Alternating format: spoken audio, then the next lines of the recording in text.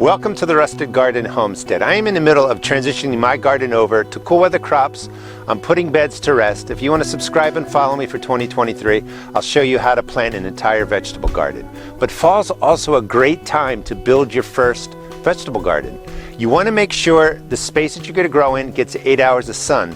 And the easiest way to do that is to spend a day using the compass on your smartphone and just check to see how the sun is falling at 10 o'clock, 12 o'clock, 2 o'clock, and 4 o'clock. And you want to use the compass so you know where the east is, where the south is, where the west is, and that's how you want your sun to track over the ground that you want to grow in. Let me show you how to do that.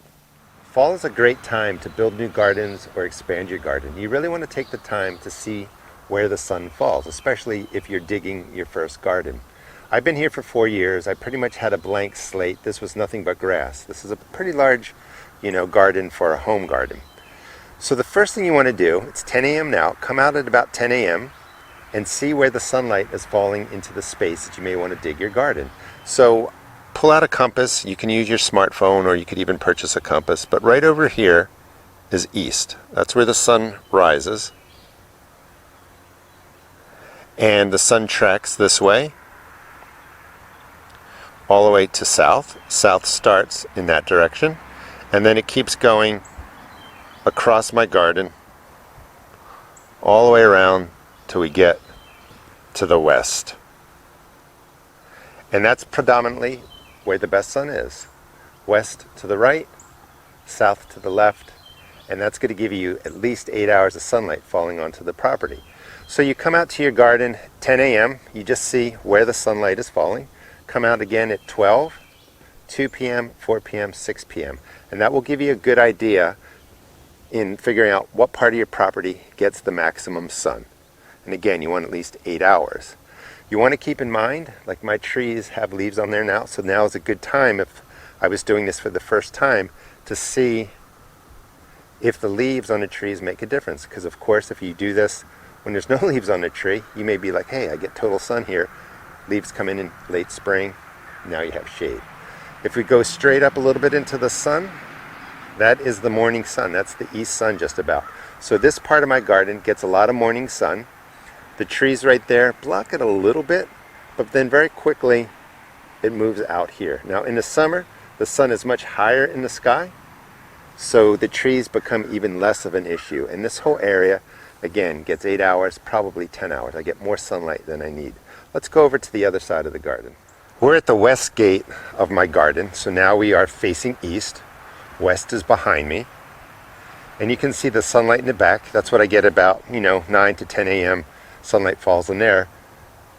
This part of the garden is shaded off because of the trees. Now I know that the sun, again, when it's late spring and summer, the sun will be higher in the sky. That sun will actually drop into here. Definitely as it moves into this space, plenty of sun. I even have a no-dig garden outside of the garden bed. So where we're facing now, let's get it right, is exactly south. If I was doing a small farm and the southern sun tracks this way, I may want to put all of my beds lengthwise going towards the south, just like that. So it'd be just 1 row, 2 rows, 3 rows, and that's to maximize the sunlight falling between rows and hitting all the crops. That might be something you want to keep in mind. In a home garden, it doesn't matter as much. This is my garden. I'm in the process of transitioning over from warm crops to cool crops.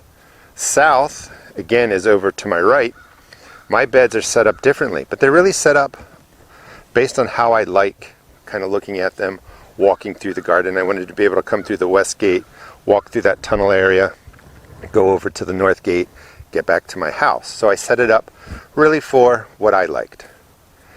Because it's a smaller garden, all you're really doing is paying attention to where that southern sun is. So south, sun goes up high here, casts light down this way. I would just want to put smaller plants in the front so they get the maximum sun, and then taller plants out here towards the left so that southern sun is casting the shade away from plants.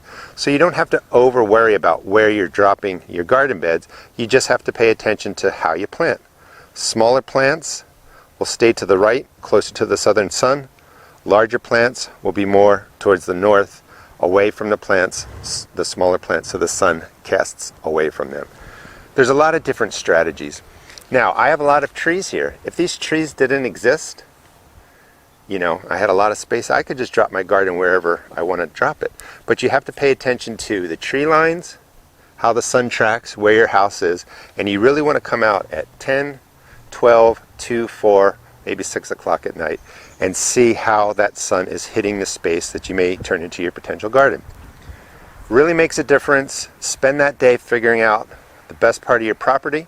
Maybe you want to split your garden up. That's a possibility too, because sometimes you'll get more sun in the morning than a set of trees gets in the way.